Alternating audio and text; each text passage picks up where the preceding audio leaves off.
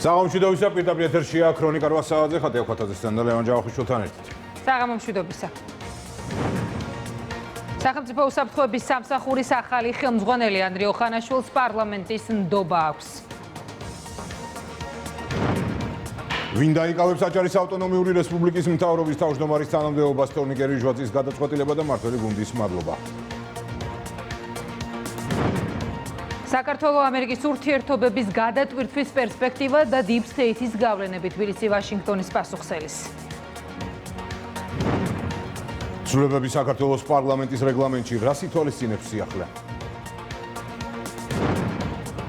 სოფლის ნობათის რძის ნაწარმის ის ნაწილი, რომელიც სახიფათო იყო რეალიზაციიდან ამოიღეს, რამდენად საშიშია ნიმუშებში აღმოჩენილი ნივთიერება. ჯასტინ ტიმბერლეიკი თბილისში იმღერებს მსოფლიო ვარსკვლავს, საქართველოს 23 ივლისს უმასპინძლებს.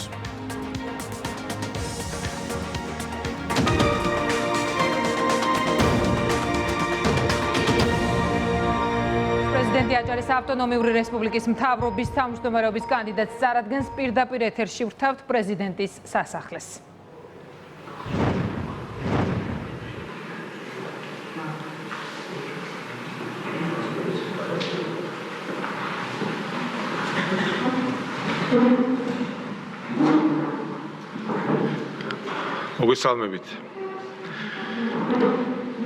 მოგესალმებით ბატონო პრემიერ-მინისტრო, საქართველოს პარლამენტის წევრებო, მივესალმები აჭარის ავტონომიური რესპუბლიკის უმაღლესი საბჭოს თავმჯდომარეს და საბჭოს წევრებს, პატივცემულო სტუმრებო, ქალბატონებო და ბატონებო.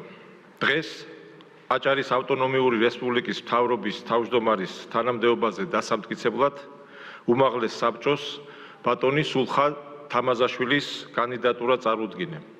აღნიშნული გადაწყვეტილება აჭარის უმაღლეს საბჭოში წარდგენილ პოლიტიკურ სუბიექტებთან კონსულტაციისა და საქართველოს პრემიერ-მინისტრის თანახელმოწერის საფუძველზე მივიღე. ბატონი სულხან თამაზაშვილი გახლავთ პოლიციის პოლკოვნიკი, მას შინაგან საქმეთა სამინისტროში მუშაობის მრავალწლიანი გამოცდილება აქვს, მათ შორის ის უწყების სხვადასხვა დეპარტამენტში ხელმძღვანელ პოზიციებს იკავებდა, სადაც ღირსეულად და წარმატებით უძღვებოდა დაკისრებულ მოვალეობებს. სწორედ ამიტომ ბატონ სულხანს მიღებული აქვს არაერთი დამსახურებული ჯილდო. კანონიერებისა და მართლწესრიგის გამტკიცების საქმეში შეტანილი განსაკუთრებული წვლილისთვის ახლო წარსულში ის შინაგან საქმეთა სამინისტროს სხვა ხელმძღვანელ პირებთან ერთად ღირსების ორდენით დავაჯილდოვე. აღსანიშნავია ის ფაქტი, რომ ბატონი სულხან თამაზაშვილი აჭარის რეგიონშია დაბადებული და გაზრდილი. შესაბამისად, ის კარგად იცნობს აჭარის მხარეს. დარწმუნებული ვარ, რომ ბატონი სულხანი აჭარის ავტონომიური რესპუბლიკის მთავრობის თავმჯდომარის პოზიციაზეც ისეთივე წარმატებული იქნება, როგორც ის წლების განმავლობაში ძალოვან სისტემაში მუშაობის დროს იყო. ბატონ სულხანს უსურვებ წარმატებებს, მას და მის გუნდს ჩემი, როგორც საქართველოს პრეზიდენტის მხრიდან სრული თანადგომა და მხარდაჭერა ექნება. აქვე მსურს მადლობა გადაუხადო ბატონ თორნიკე რიჟვაძეს, აჭარის მთავრობის თავმჯდომარის თანამდებობაზე მრავალწლიანი ნაყოფიერი შრომისთვის და ასევე უსურვებ წარმატებას მას მომავალ საქმიანობაში. დიდი მადლობა, ეხლა ვთხოვ ბატონ პრემიერ-მინისტრს ორი სიტყვით მოგმართოს. მოგესალმებით ბატონო პრეზიდენტო, მივესალმები პარლამენტის წევრებს, მივესალმები აჭარის ავტონომიური რესპუბლიკის უმაღლეს საბჭოს წევრებს, მოგესალმებით თითოეულ თქვენგანს, მივესალმები ბატონ სულხანს. პირველ რიგში მე მინდა მადლობა გადაუხადო ბატონ თორნიკე რიჟვაძეს. 7 წლის განმავლობაში ის ემსახურებოდა აჭარის ავტონომიურ რესპუბლიკას, ამ უმნიშვნელოვანეს მხარეს ჩვენი ქვეყნის და ძალიან ბევრი რამ გაკეთდა აჭარისთვის გასული წლების განმავლობაში, გახორციელდა უმნიშვნელოვანესი პროექტები, პროგრამები იმისათვის, რომ განვითარდეს ეს უმნიშვნელოვანესი მხარე, ულამაზესი მხარე ჩვენი ქვეყნის და რა თქმა უნდა ამ საქმეს სჭირდება ღირსეული გაგრძელება. მე მინდა მადლობა გადაუხადო ბატონ პრეზიდენტს, ჩვენ მცირე დროში მოგვიწია კონსულტაციების გავლა კანდიდატურის შერჩევასთან დაკავშირებით და ფიქრობთ, რომ წარმოგიდგენთ დღეს ძალიან ღირსეულ კანდიდატს ბატონ სულხან თამაზაშვილს, რომელსაც მრავალი წლის განმავლობაში აქვს საქმიანობა განხორციელებული ძალიან მნიშვნელოვან სტრუქტურაში, შინაგან საქმეთა სამინისტროში, წლების მანძილზე ღირსეულად ემსახურებოდა ჩვენს სახელმწიფოს, ჩვენს ქვეყანას. ის არის აჭარელი, აჭარაში დაბადებული და გაზრდილი და რა თქმა უნდა, ძალიან მნიშვნელოვანი იქნება მისი საქმიანობა აჭარის ავტონომიური რესპუბლიკის მთავრობის თავმჯდომარის თანამდებობაზე. მას აქვს ყველა თვისება, მას აქვს გამოცდილება, სათანადო ჩვევები, უნარჩვევები იმისათვის, რომ სათანადოდ წარმართოს ის საქმიანობა, რომელიც დაკავშირებულია აჭარის ავტონომიური რესპუბლიკის განვითარებასთან. არის ძალიან ბევრი გამოწვევა ჩვენს წინაშე და დარწმუნებული ვარ, რომ ამ გამოწვევებს საუკეთესოდ გაართმევს თავს სწორედ ბატონი სულხან თამაზაშვილი. მას მინდა უსურვო ძალიან დიდი წარმატებები მთავრობის თავმჯდომარის თანამდებობას. დიდი მადლობა.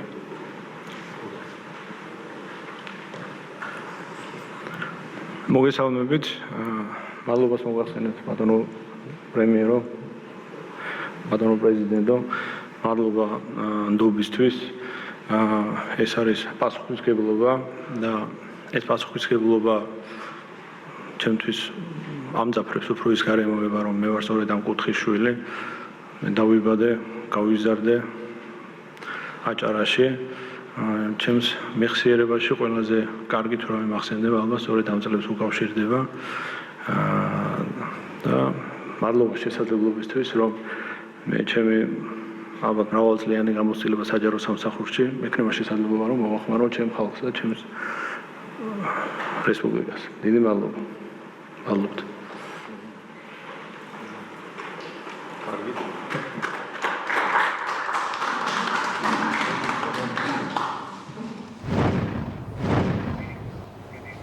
ეს გახლდათ ჩართვა პრეზიდენტის სასახლიდან მიხეილ ყაველაშვილმა აჭარის ავტონომიური რესპუბლიკის მთავრობის თავმჯდომარეობის კანდიდატი წარმოადგინა, რომელიც გახლავთ სულხან თამაზაშვილი. შეგახსენებთ, რომ თორნიკე რიჟვაძემ პოზიცია საკუთარი გადაწყვეტილების საფუძველზე დატოვა.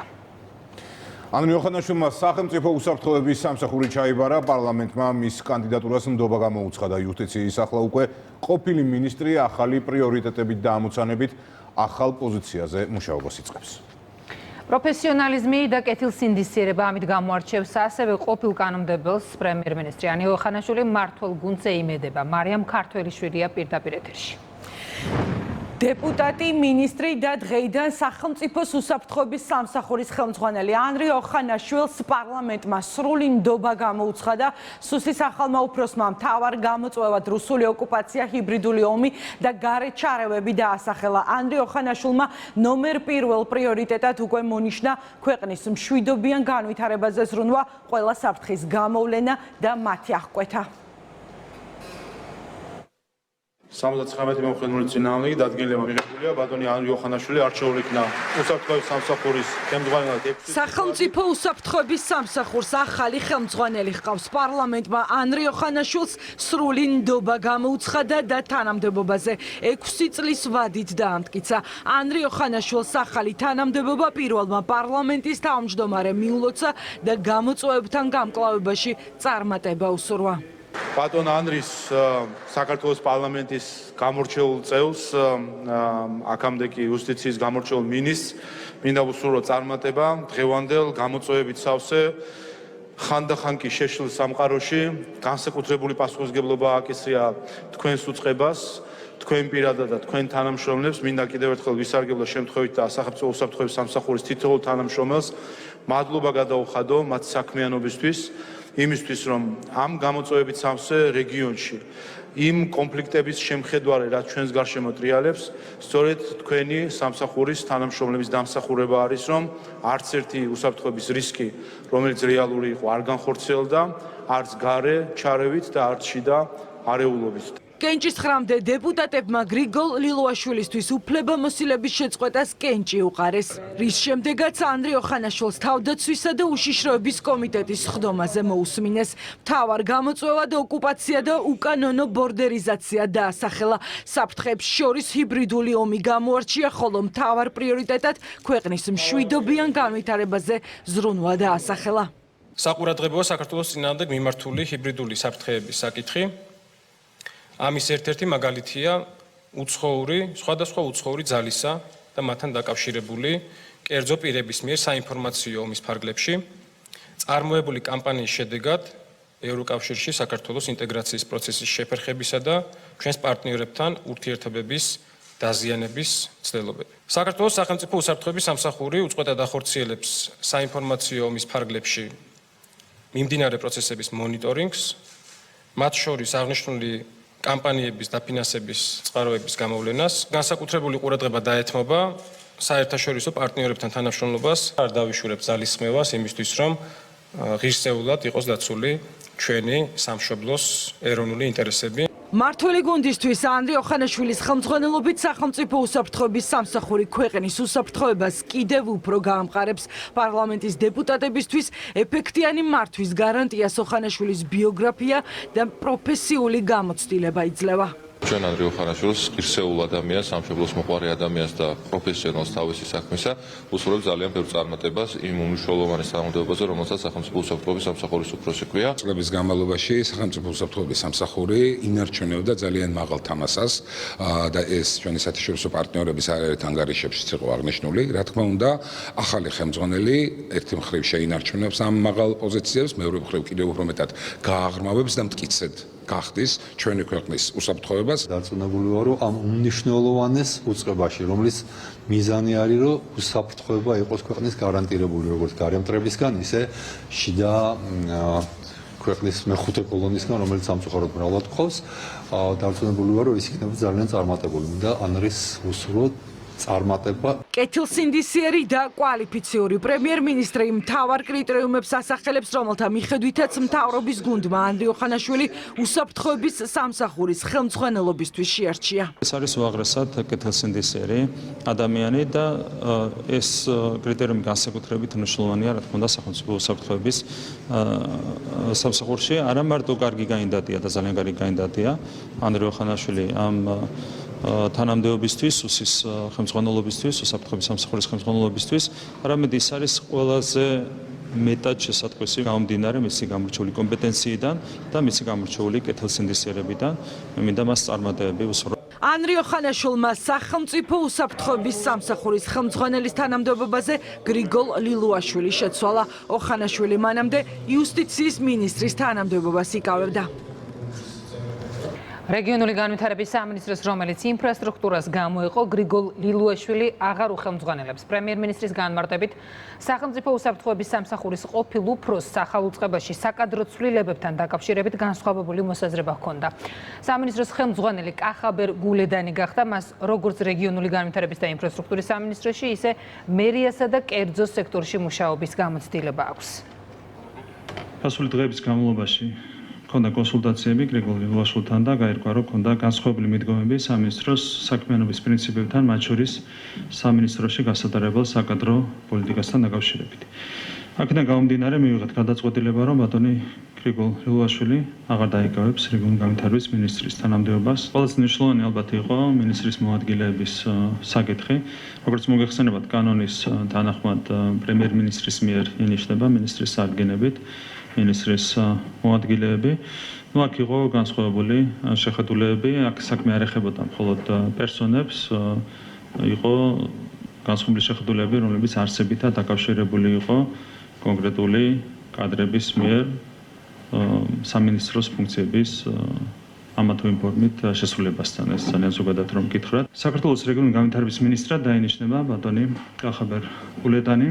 კახაბერ გულედანს აქვს მართვის და რეგიონულ საკითხებზე მუშაობის ძალიან ფართო გამოცდილება. ბატონო უღრმესი მადლობა. დობისთვის ეს დობა მანიჭებს განსაკუთრებულ პასუხისგებლობას. ამ ახალ გამოწვევებს და ამ ახალ პასუხისგებლობას შევეცდები გუნდთან ერთად ღირსეულად გავართვა თავი. სასამართლო სისტემა მთავარ სამიზნედ რჩება. პრემიერ-მინისტრი აცხადებს, რომ მთავრობა ინსტიტუციის დამოუკიდებლობას დაიცავს. ირაკლი ყობახიძე უზენაეს სასამართლოში იმყოფებოდა. სანქციები ვარაუდების საფუძველზე, დუმილი წარსულის მძიმე ისტორიებზე, მთავრობის მეთაურმა მოსამართლეებთან მიმართებით უსამართლო დამოკიდებულების და ასევე გავლენების მოპოვების მცდელობის შესახებ ისაუბრა. მეგინ არსავიძე გვერდება შეხვედრის შესახებ უფრო მეტი ინფორმაციით. წვლილი, რომელიც კეთილსინდისიერ მოსამართლეებს მიუძღვით სასამართლოს დამოუკიდებლობის უზრუნველყოფაში. სწორედ ამაზე გაამახვილა ყურადღება ირაკლი კობახიძემ უზენაეს სასამართლოში მოსამართლეებთან შეხვედრის დროს. არაერთი გამოწვევის მიუხედავად და სასამართლოს დამორჩილების მცდელობების მიუხედავად ქართული სასამართლო არის დამოუკიდებელი და რაც ყველაზე მნიშვნელოვანია, მას ხალხი ენდობა. ქართული მართლმსაჯულების დამოუკიდებლობა 2012 წლიდან დღემდე ვერავინ შეარღია და ვერც მომავალში ვერავინ შეარღებს. დამოუკიდებელი სასამართლო ქართული ოცნების ხელისუფლების ერთ-ერთი უმთავრესი მიღწევა. პრემიერ-მინისტრმა უზენაეს სასამართლოში მოსამართლეებთან შეხვედრისას 2012 წლის შემდეგ სასამართლო სისტემაში თვისებრივად გაჯანსაღებულ ვითარებაზე ისაუბრა და რადიკალურად გაუმჯობესებულ სტატისტიკაზე გაამახვილა ყურადღება. რომ არა მოსამართლეები, რომლებიც კეთილსინდისიერად ემსახურებიან, რომლებიც კეთილსინდისიერად ემსახურებით სასამართლო სისტემას სამართალს ჩვენს ქვეყანაში, რა თქმა უნდა, ამ მასშტაბის ცვლილებები არ დადგებოდა. მე მინდა გავიხსენო კიდევ ერთხელ ის ვითარება, რაც იყო შექმნილი ჩვენს ქვეყანაში 2012 წლამდე. გამართლებელი განაჩენები ყოველას გვახსოვს, როგორ იყო მაშინ სტატისტიკა 0.1% ნაკლები იყო მაჩვენებელი 2012 წლამდე. დღეისათვის მე რამდენიც ვიცი და ახლობით 9% შეადგენს გამართლებელი განაჩენების მაჩვენებელი. რამდენჯერმე ნაკლები სარჩელი შედის სტრასბურგის სასამართლოში, გულისხმობს სარჩელებს, რომლებიც შეიძლება იყოს დაკავშირებული სასამართლოს მიერ გამოტანილ გადაწყვეტილებებთან. სასამართლოს საქმიანობაში პოლიტიკური ჩარევის ყველაზე უხეშ მცდელობა დაფასებს ირაკლი კობახიძეს სანქციებს. ამ სანქციების აბსურდულობა კი იქამდე მივიდა, რომ სადამსჯელო ღონისძიების ავტორები მხოლოდ ეჭვებზე საუბრობენ. დიდი ბრიტანეთის გადაწყვეტილებაში ვკითხულობთ, რომ სანქციების საფუძველი მხოლოდ გონივრული ეჭვია. ეს მცდელობა იმსახურებს უკვე ძალიან ღრმა შეშფოთებას. ეს არის სტრაიკული მოვლენა. არა იმ მოსამართლეებისთვის, რომელთა მიმართაც სანქციები მოქმედებს, არამედ ეს არის ტრაგიკული მოვლენა იმ ქვეყნებისთვის და იმ სუბიექტებისთვის, რომლებიც ასეთ საქმით არიან დაკავებული. ჯონ ლოკის ქვეყანაში დღეს გვეუბნებიან, რომ არსებობს გონივრული ეჭვი, კონკრეტული მოსამართლეები გარეული იყვნენ კორუფციულ გარიგებებში. უხეშად რო თქვა, ჯონ ლოკი ალბათ საფლავში ტრიალებს. მანამდე იყო ამერიკის შეერთებული შტატების წინა ადმინისტრაციის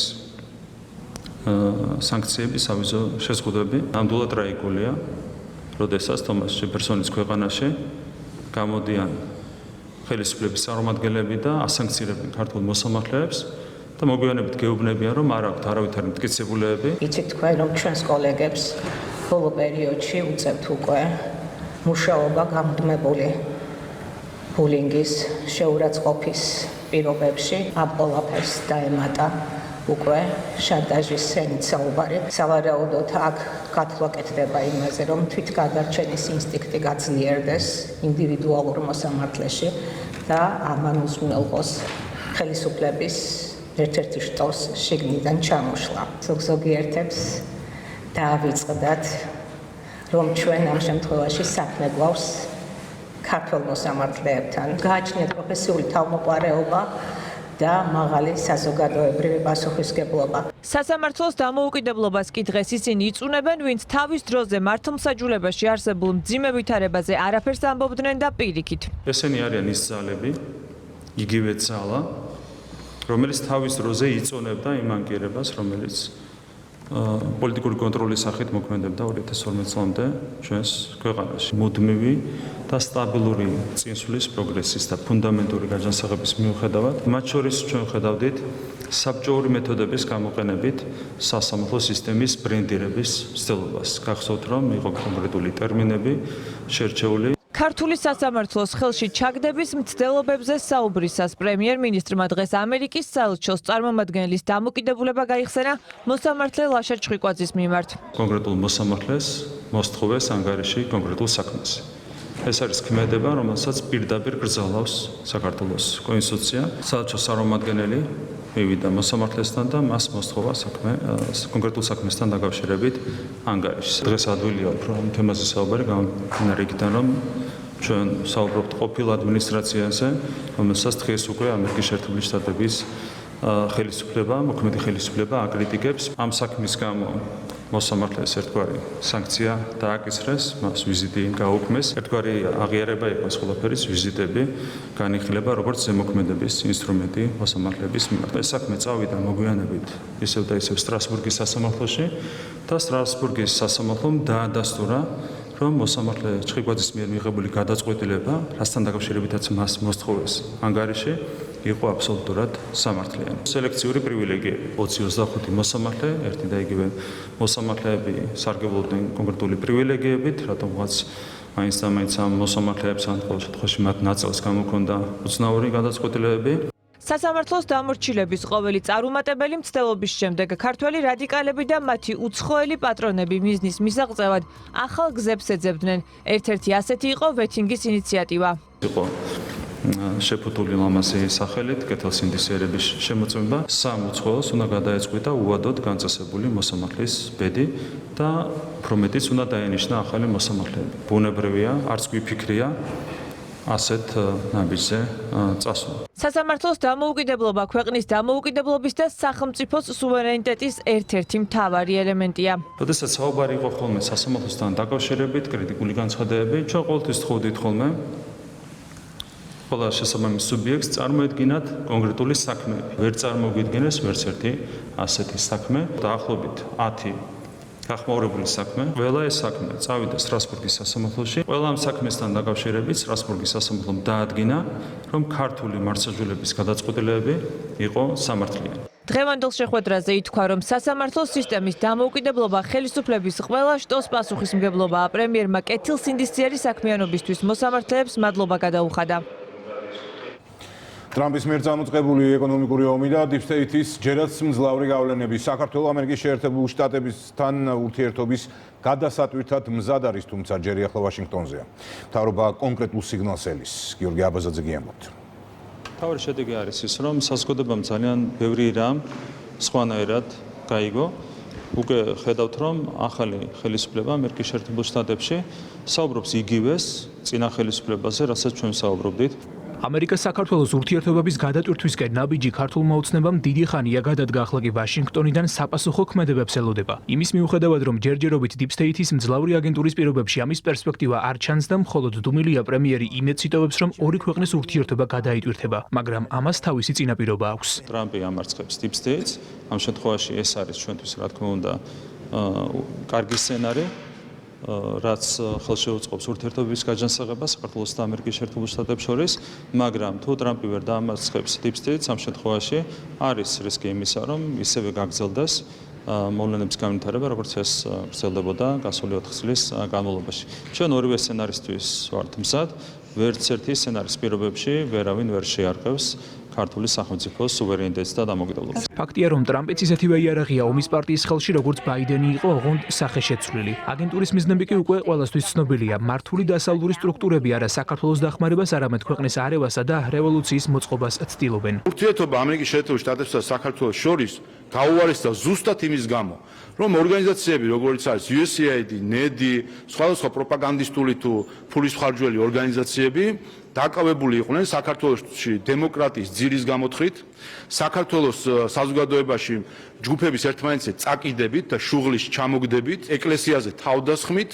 და ამით საზოგადოების გახლიჩვით, ღირებულებებზე, ტრადიციულ ღირებულებებზე თავდასხმის დაფინანსებით, ურთიერთობების ასე ვთქვათ, აღსადგენა თუ მოსაგვარებლად მნიშვნელოვანი იყო, რომ წინა ადმინისტრაციას ეღიარებინა საკუთარი გადაცდომები. გლობალური ომის პარტიის ღრმა ფესვებსა და განუსაზღვრელ ძალაუფლებაზე ვრცელი წერილი ზაზა შათირიშვილმა დაწერა, რომლის შეფასებით დიპსტეიტი ყველა იმ მტრულ საქმიანობას განაგრძობს, რომელიც ბაიდენის ადმინისტრაციის ხელით იყო დაწყებული. ფილოსოფოსის წერილის მთავარ პოსტულატს სიზიარებს გოგა ხაინდრავა. ტრამპის ადმინისტრაციამ ეკონომიკური ომი გამოუცხადა მთელ მსოფლიოს. ამ 2 წლის განმავლობაში, როდესაც ევროპის შუაგულში ძინვარებს ომი, თუ დავამატებთ ამას ეკონომიკურ ომს, ჩვენ ერთ ნაბიჯია მსოფლიო ძალიან სერიოზული კატასტროფისგან, რასაც ბირთვული ომი ქვია. მეგობრებს ესე არ ექცევიან, როგორც ამერიკა მოექცა, გინდა დიდ ბრიტანეთს და გინდა ევროკავშირს.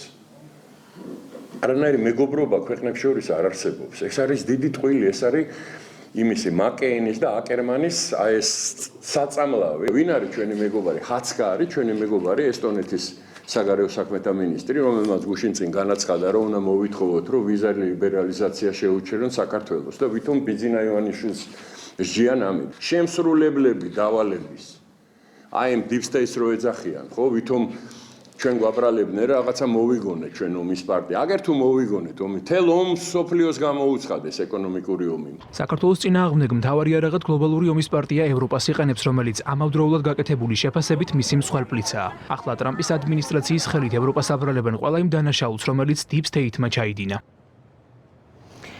ხელისუფლებას დიპლომატებთან ურთიერთობაში სუვერენიტეტის დაცვა უწევთ ელჩები, რომლებიც ვენის კონვენციის სტანდარტს გასცნენ და ქართულ პოლიტიკაში საკუთარი ადგილი მონახეს. პარლამენტის თავმჯდომარის მწვავე კრიტიკის ობიექტები არიან, მათ შორის გახლავთ საფრანგეთის წარმომადგენელი. ელჩი დაკავებულთა გათავისუფლებას მოითხოვს თბილისში, ამ დროს პარიზში მაკრონის ოპონენტებს დევნიან. ანუკი ჩხიკვაძეა პირდაპირ ეთერში. სოფლიო პოლიტიკური სკანდალის ავტორები საკუთარი ბრალდებების გადასაფარად საქართველოს სრულიად უარგუმენტოდ ბრალდებებს უყენებენ. მაშინ, როდესაც ამერიკის შეერთებული შტატების პრეზიდენტი ფრანგი ოპოზიციონერის დაკავებას პოლიტიკურ შურისძიებას უკავშირებს საქართველოში საფრანგეთის ელჩი საქართველოს ხელისუფლებას სრულიად უდანაშაულოდ და უარგუმენტოდ ადანაშაულებს. მაშინ, როდესაც ადანაშაულებს მმართველი გუნდის წარმომადგენლებმა დიპლომატს კიდევ ერთხელ შეახსენეს ვენის კონვენცია და მოუწოდეს, რომ საქართველოს სუვერენიტეტს პატივისცეს. საკუთარ ქვეყანაში არსებული მძიმე პოლიტიკური ვითარების მიუხედავად, რატომღაც საფრანგეთის ელჩის ინტერესის მთავარ ობიექტს ისევ საქართველოს წარმოადგენს. მაშინ, როცა მსოფლიო პოლიტიკურ სკანდალად ქცეული ფრანგი ოპოზიციონერის მარინ ლეპენის დაკავების საქმე მემარცხენე ბიუროკრატიული ძალების მხრიდან პოლიტიკური ოპონენტის დევნად შეფასდა, ფრანგი დიპლომატი საქართველოს იმავე ბრალდებას სრულიად უსაფუძვლოდ უყენებს. შეწყდეს რეპრესიები, გათავისუფლდნენ უსამართლოდ დაკავებული პატიმრები, ჩაერთეთ დიალოგში კრიზისიდან დემოკრატიული გამოსავლის მოსაძებნად. ფრანგ დიპლომატს საფრანგეთში პოლიტიკური ოპონენტების გასამართლების პროცესებს ახსენებს მთავრობის მეთაური. ქვეყანაში მყოფი დიპკორპუსის არადიპლომატიურ განცხადებებზე კი ერთი პასუხი აქვს. საქართველოს სუვერენული სახელმწიფოა და ქვეყნის შიდა საქმეებში ჩარევის უფლება არც ერთ მეგობარ თუ პარტნიორ ქვეყანას არ აქვს. მე მგონი საფრანგეთის ელჩმა უნდა მიხედოს პირველ რიგში თავის ქვეყანას.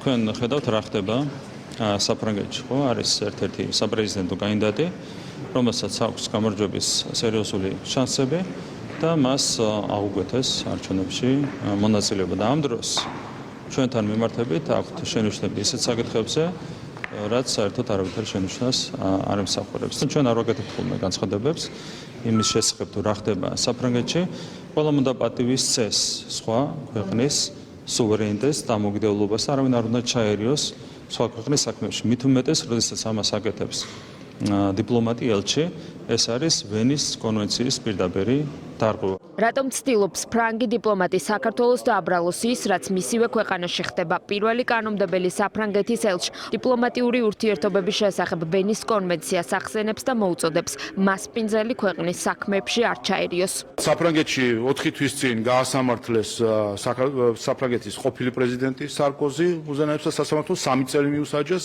ახლა გაასამართლეს მთავარი ოპოზიციური ძალის ლიდერი და საპრეზიდენტო არჩევნებზე მთავარი კონკურენტი ლეპენი და 4 წელი მიუსაჯეს. საფრანგეთის მოსახლეობა ბოლო კვლევებით, რომელიც ჩატარდა ფიგაროს მიერ, 60% ითხოვს პრეზიდენტის გადადგომას, 50% სურს ახალი საპარლამენტო არჩევნები.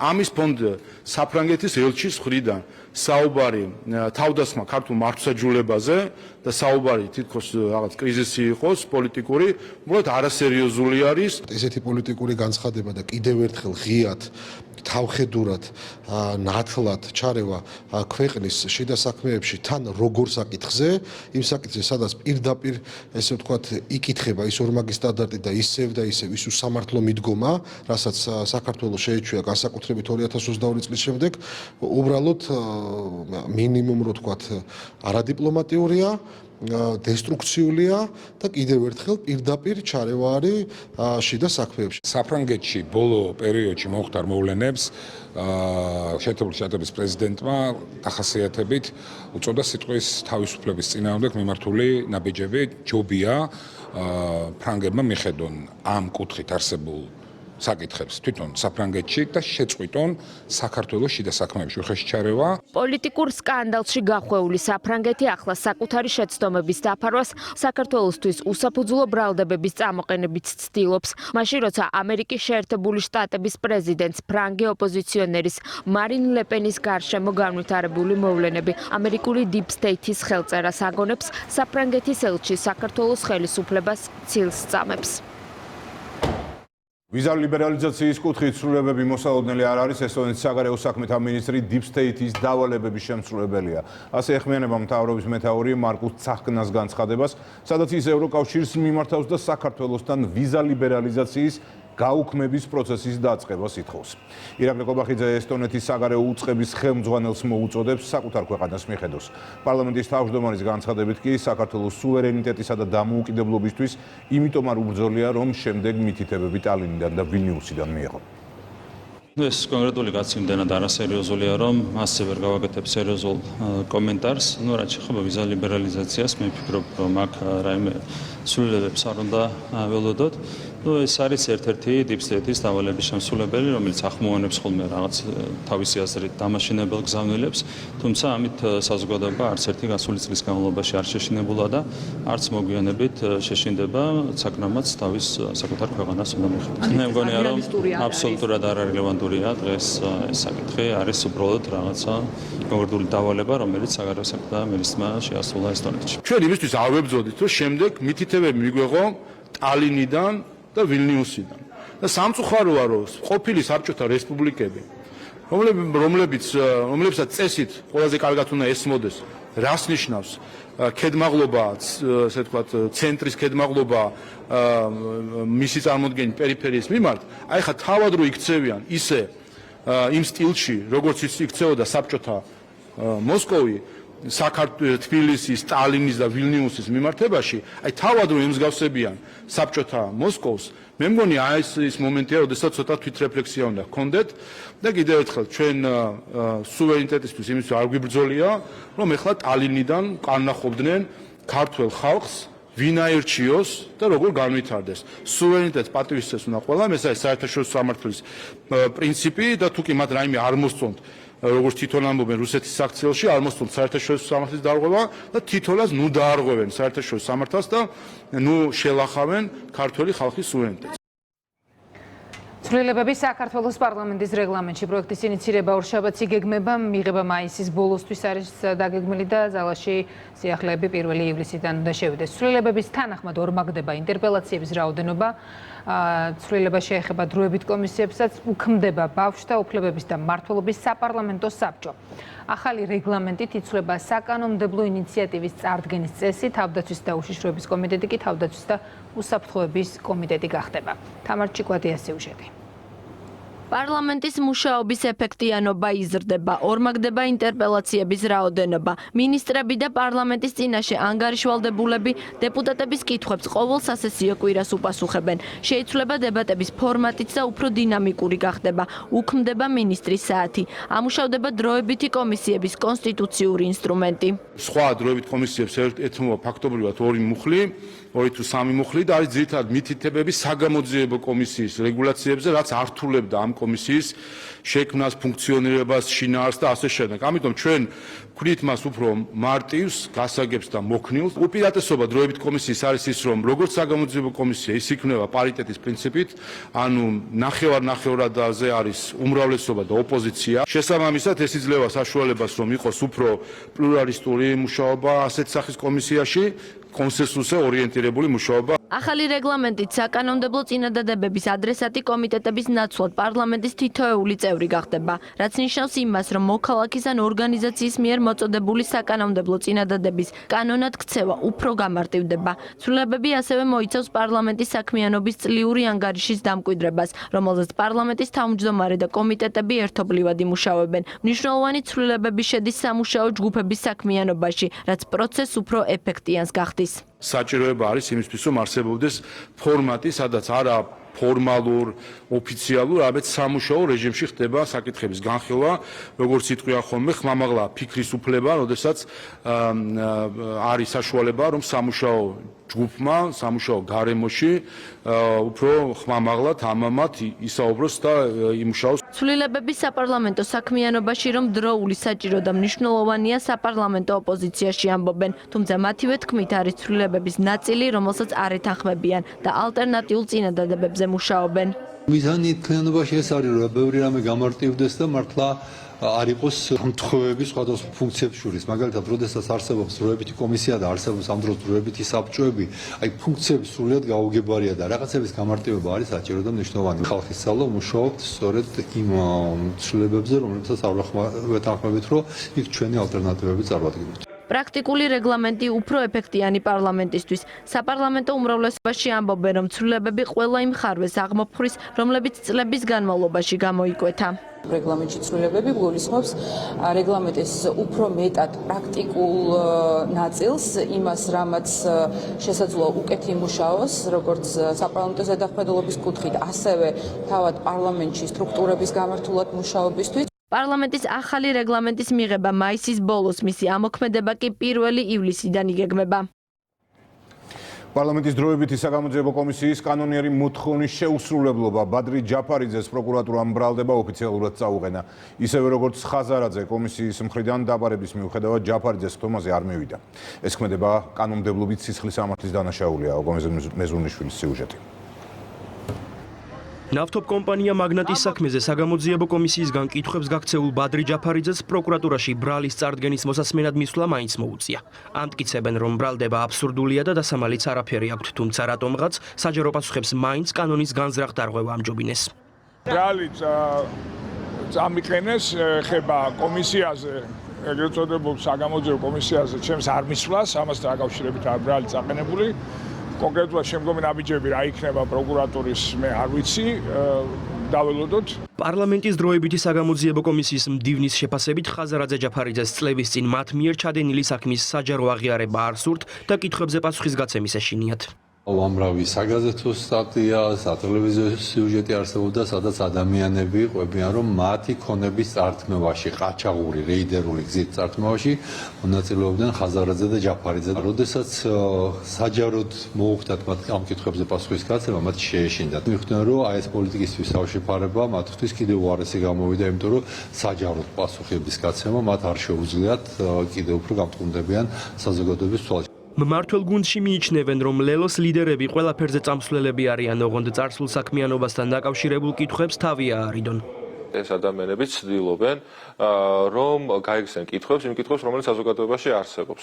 ისინი არ გამოსდევენ კომისიის სხდომაზე, კანონიერი მოთხოვნა არ შეასრულეს და შესაბამისად საგამოძიებო ორგანოებას დაიწყეს გამოძიება მათი მიმართულებით და ამავდროულად ეს ადამიანები ეხლა ბედავენ და ცდილობენ, რომ პოლიტიკა შეიტანონ ისევ სისხლის სამართლის საქმეებში. რეალურად ესენი არიან ადამიანები, რომლებიც თავს აფარებენ პოლიტიკას, რომ თავიანთი ბნელი წარსული დამალონ. წარმოიდგინეთ, რამდენად რთულია მათთვის იმ კითხვებზე პასუხის გაცემა, რომელიც აქვს საზოგადოებას, არა კითხვებსაც სხვა კომისიის წევრები თუ კომისიაზე მოწვეული პირები, რომ სათარია გადაიხადონ ჯარიმა, გირაო, მათ შორის პატიმრობაზეც კი არიან თანახმო, უღოდ იმ კითხვებს არ გაცეს გაცემ პასუხი, რაც აქვს საზოგადოებასაც. თავისთავად მიუთითებს იმაზე, რომ ყველა ის რაც ჩვენ ისტორიები, რაც ჩვენ მოვისმინეთ, არის სრული სიმართლე და ის რომ TBC ბანკი და შესაბამისად ხაზარაძე და ჯაფარიძე ნაციონალურ მუდრობასთან ერთად იყვნენ ჩართულები დანაშაულებრივ სქემაში, რომელიც ითვალისწინებდა ადამიანების ბიზნესის წართვევას, მათი ბიზნესის გადაფორმებას. ხაზარაძის შემდგომ ჯაფარიძის უარი საკანონმდებლო ორგანოში მისვლაზე მთავრობის მეთაურისთვის ბევრის მთქმელია.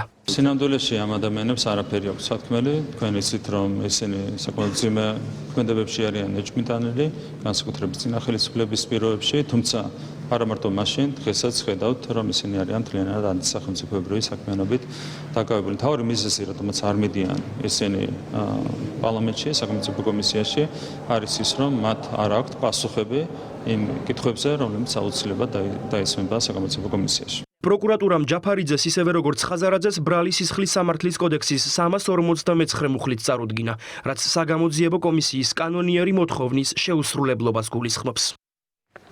ის პროდუქცია, რომელშიც აფლატოქსინის შემცველობა აღმოჩნდა სარეალიზაციო ობიექტებიდან თითქმის სრულად ამოიღეს. დამატებითი კვლევები კი გრძელდება. შესაბამის სამსახურში განმარტავენ, რომ რძის მწარმოებელი ბიზნეს ოპერატორების როგორც საწარმოო პროცესს, ისე ბაზარზე არსებულ ნაწარმს აქტიურად აკონტროლებენ. მაკოლ ორთქიფანიძე გიამბობთ. სოფლის ნობათის ის პროდუქტები, რომლებშიც ჯანმრთელობისთვის საშიში ნივთიერებები აღმოჩნდა, სარეალიზაციო ობიექტებიდან თითქმის სრულად ამოიღეს. საუბარია კონკრეტულ პარტიებზე, სადაც ლაბორატორიული შემოწმების შედეგად აფლატოქსინი გამოვლინდა. სრულად დასაშვები კონცენტრაციის ნორმა დარღვეულია სასმელი რძის 5 ნიმუშში. სააგენტოში აცხადებენ, რომ გეგმური შემოწმების პერიოდში მსგავსი ტიპის დარღვევა ამ კონკრეტული კომპანიის წარმოებაში აქამდე არ გამოვლენილა. ყოველ ორ თვეში ერთხელ ჩვენი ბიზნესობრივი ჩვენი სახელმწიფო კონტროლი ხორციელდება მაღალი რისკის საწარმოებში. აქამდე მსგავსი პრობლემა არ გქონია კონკრეტულ ბიზნეს ოპერატორთან საერთოდ მიმართებაში არ გქონია. ეს არის პირველი შემთხვევა მცირე პარტიებთან დაკავშირებული, სრულიად ეროვნული სააგენტო აქტიურ მონიტორინგს ახორციელებს ქვეყნის მასშტაბით ყველა საცალო რეალიზაციო ობიექტში. აფლატოქსინის აღმოჩენის შემდეგ კომპანიაში წერილობითი განმარტება გააკეთეს, რომელშიც ნათქვამია, რომ პროდუქტი მომხმარებლისთვის უსაფრთხოა, თუმცა შესაძლოა იგი ზოგიერთ ადგილობრივ მოთხოვნას არ აკმაყოფილებდეს. უსაფრთხოებიდან გამომდინარე კომპანია დროებით წყვეტს თანამშრომლობას აზერბაიჯანელ პარტნიორთანაც. მოთხოვნების ტექნიკურ დეტალებში შეუთანხმებლობისა და გაურკვევლობის აღმოსაფხვრელად ჩვენ აქტიურ დიალოგს ვაწარმოებთ შესაბამის ორგანოებთან, რათა ყველაფერი უფრო ცხადი და გასაგები გახდეს. მაქსიმალური უსაფრთხოებისთვის რძის აღნიშნული პარტია უახლოეს საათებში სრულად იქნება ამოღებული გაყიდვიდან. საქართველოში აფლატოქსინის შემცველობის დადგენილი ზღვარილიტრში 0.5 მიასედი მიკროგრამია. გადაჭარბებული მაჩვენებლებიდან ყველაზე მაღალი 0.32 მიასედი მიკროგრამი საბავშვო სასმელ რძეში გამოვლინდა. ექიმები განმარტავენ, რომ აფლატოქსინის ის რაოდენობა, რომელიც ნაწარმში აღმოჩნდა, ადამიანის ჯანმრთელობას საფრთხეს ვერ შეუქმნის მოხმარების პერიოდისა და ნორმის გადაჭარბების სიმცირის გამო. პროდუქტი რა თქმა უნდა ამოიღოს და გაინადგუროს, იმიტომ რომ ქართულ ნორმას არ შეესაბამება, მაგრამ ბევრ განვითარებულ ქვეყანაში დაწესებული ნორმა უფრო მეტია, ზღურად დასაშვები კონცენტრაციის. აქედან გამომდინარე, რეალური არავითარი საფრთხე არ არსებობს. ტოქსინი იმიტომ ქვია, რომ შხამია, მაგრამ მისი ზღურად დასაშვები კონცენტრაცია ბევრად უნდა აჭარბებდეს, თქვა, დასაშვები და ეს უნდა ხდებოდეს ძალიან ხანგრძლივად, რომ მან რაიმე ეფექტი მოახდინოს ადამიანის ჯანმრთელობაზე. ბავშვებისთვის ხანგრძლივი მიღების შესაძლებლობა არის მხოლოდ იმ შემთხვევაში, თუ ეს ბავშვი იღებს ხელოვნური რძის პროდუქტს. ის რძე, სადაც ეს მაჩვენებელი დაფიქსირდა, არ წარმოადგენს 6 თვემდე ასაკის ბავშვისთვის ყოველდღიური რაციონის აუცილებელი ელემენტი. შესაბამისად, აქ საუბარი რომ ამ რძის მიღება შეიძლება თვეების განმავლობაში ყოველდღიურად და მაღალი დოზით გაგრძელებულიყო, ბავშვებში, რა თქმა უნდა, არ არსებობს. აფლატოქსინი წვავი მოწამლა არ არსებობს. საჭიროა თვეები და წლები იმისათვის, რომ გამოიწვიოს არა მოწამლა, არამედ კარცინოგენული გადაქმნა ღვიძლის. სურსათის ეროვნული სააგენტო დაკვირვებას სოფლის ნობათის სხვა ნაწარმზეც განაგრძობს. გამომდინარე იქიდან, რომ რძე მაღალი რისკის პროდუქტს განეკუთვნება, უწყება მწარმოებელ კომპანიებს მუდმივი რეჟიმის პირობებში აკონტროლებს. გამკაცრებული ნარკოპოლიტიკა და ბრძოლა თანამედროვეობის ერთ-ერთ ყველაზე დიდ პრობლემასთან ანტინარკოტიკული კანონპროექტი პარლამენტმა მეორე მოსმენით დაამტკიცა. ცვლილებები ნარკორეალიზატორებისა და რეალიზაციაში ჩართული პირებისთვის სასჯელის გამკაცრებას ითვალისწინებს. ასევე კანონით გაიმიჯნება მიდგომა ნარკოტიკების გამყიდველებისა და ნარკომომხმარებლების მიმართ. ანა ბერძენიშვილი დეტალებით. უკომპრომისო ბრძოლა ნარკორეალიზატორებთან ცვლილებები მეორე მოსმენით მიღებულია. ნარკოტიკების გასაღება 12 წლიდან უვადო პატიმრობით დაიშება. ლიბერალურმა მეთოდმა ვერ გაამართლა, სწორედ ამიტომ სახელმწიფო გუნდი კანონების გამკაცრებაზე მუშაობს. მსოფლიოში ერთ-ერთ მთავარ გამოწვევად მიჩნეული ნარკოტიკების გასაღება საქართველოში მკაცრად დაიშება. 79 მოხდენილი წინააღმდეგი პაკეტი მეორე მოსმენით მიღებულია. საკანონმდებლო ცვლილებები მეორე მოსმენით მიღებულია. სახელმწიფო გუნდი კანონის გამკაცრებით ბრძოლას უცხადებს სიკვდილის გამყიდველებს. ცვლილებათა პაკეტის მთავარი მიზანი ნარკომოვეჭრეების დასჯა.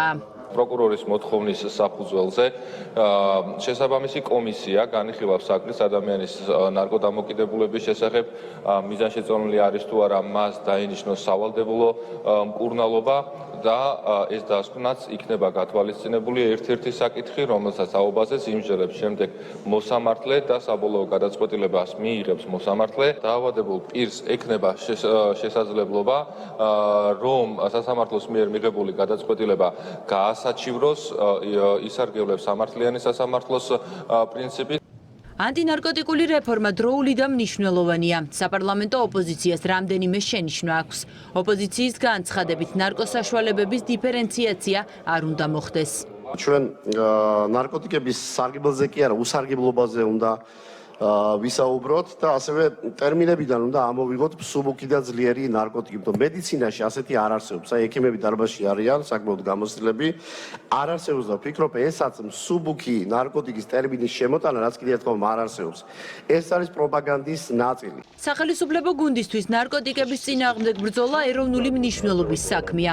პრობლემა გლობალური მასშტაბისაა. სწორედ ამიტომ საპარლამენტო უმრავლესობა მსოფლიო გამოწვევას, კანონმდებლობის გამკაცრებასა და ჯანსაღი ცხოვრების პოპულარიზაციას უპირისპირებს. ეს არის პირველი ცვლილება, რომელიც ამ მხრივ ხდება, ვინაიდან პარლამენტი მთავრობასთან ერთად, რა თქმა უნდა, მთავრობა ამ მხრივ ფლობს ყველაზე დეტალურ ინფორმაციას, აკვირდება განვითარებებს და სადაც საჭირო არის კანონმდებლობის კორექტირება, იქ ვახდეთ კორექტირებას იმისთვის, რომ იყოს ეფექტიანი ბრძოლა ნარკოტიკებთან, ნარკოტიკების გასაღებასთან და ასევე მოხმარებასთან. ჩვენი მიზანი არის, რომ შემცირდეს ნარკომანია საქართველოში და ამას სხვადასხვა ინსტრუმენტი ჭირდება. ჩვენ ძალიან გავამკაცრეთ მიდგომა თვითონ ნარკორეალიზატორებთან მიმართებაში და იქ შეიძლება უადო პატიმრობაც კი დაემუქროთ და მათ პირდებით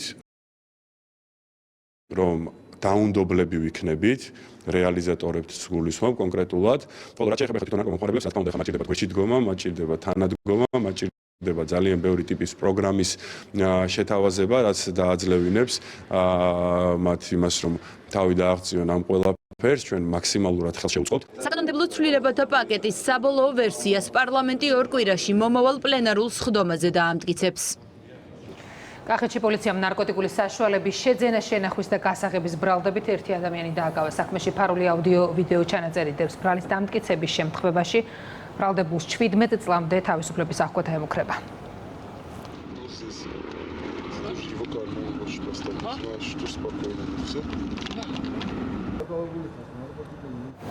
კანონიერი ქურდობა, ქურდული სამყაროს წევრობა, ქურდული სამყაროს საქმიანობის მხარდაჭერა და კანონიერი ქურდისთვის მიმართვა. პროკურატურამ აღნიშნული ბრალდება 15 მოქალაქეს წარუდგინა. გამოძიების ინფორმაციით, ბრალდებულები მატერიალური სარგებლის მიღების მიზნით გურიაში მოქალაქეთა შორის არსებული ფინანსური დავის გადაწყვეტას ეგრეთ წოდებული ქურდული კანონების ცდილობდნენ. გივი კუჯავაგი ამბობთ.